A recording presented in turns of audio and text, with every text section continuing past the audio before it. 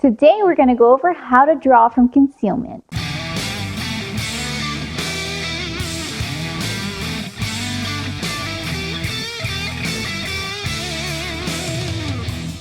This is Kim with Geauga Firearms Academy. Thanks for watching. Today we're going to go over how to draw from concealment. When we're drawing from concealment, we want to use our gun hand to clear our garment out of the way while we're using our support hand to keep it there. And then we want to run our thumb along the body and draw the pistol, meet your hands, and bring it out. So now I'm going to do it without talking so you can see the movement. Remember, your hands must move together. All right, I'm going to explain some things that there's going to be a lot of controversy, so to speak, about. So go ahead and draw like you would. Good. Now, the reason that we do it this way, go ahead and reholster. When I say this way, I mean the reason that Kim uses her firing hand to clear the garment first and not her support hand. A lot of places teach you use your support hand to clear it out of the way is for one specific reason. That specific reason is if I have control of Kim's arm and she doesn't have use of it, if she uses the right hand to draw her weapon out every time she goes to do that, then we don't need the second hand. The second hand in this case now just becomes redundant and becomes a benefit but not a requirement. Does that make sense? So go ahead and do it again. So her hands move together at the same time, and then she's able to draw this pistol out. So now we're going to get into some of the details that are really hard to see.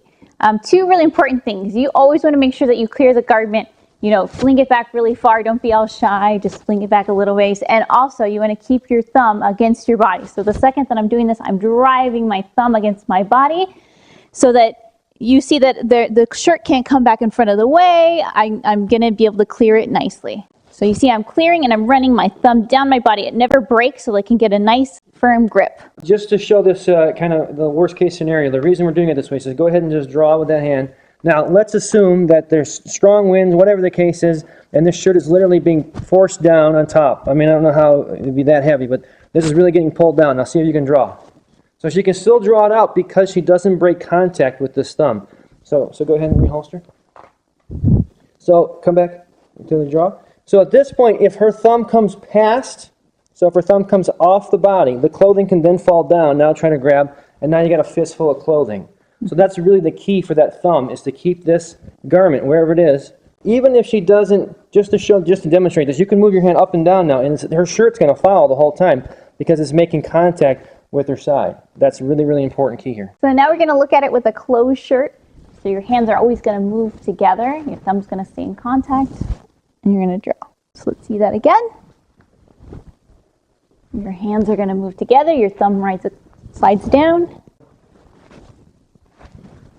So now we're doing this with one hand, and this is just to show you now why this technique is so important and why we draw with that one hand. So now that this hand is out of the game here, she's going to draw with her one hand. Keep her thumb on that clothing item. There you go. So go ahead and reholster. You always want to look it back into your holster. There's no rush. Finger off that holster, off that gun, and look it back, absolutely. And so this time, again, just grab your shirt this time. So once you make contact with that thumb, go ahead. You can move it down, and don't take your gun out. Bring it back up again. So as long as she keeps that contact down there, even with a full t-shirt or whatever, this gets pulled down, even on top, go ahead and grab your gun this time.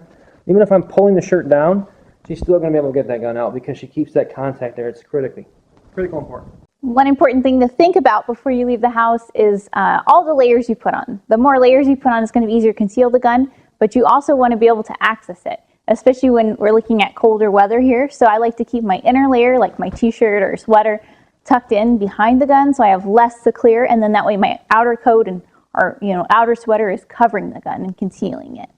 So I have less to clear. Because the worst thing that could happen is that you clear this heavy coat and you still have a sweater and an undershirt still covering your gun, and you still have to get through that. I hope you found this video helpful. If you did, please give me a thumbs up. I always appreciate it. The best thing you could ever do is share our videos. That's how we grow our channel. You can, of course, find us here on YouTube. Please subscribe. You can find us on Facebook, on Instagram, and all of our premium content goes to Patreon. And until next time, remember, it's always better to be judged by 12 than carried by 6.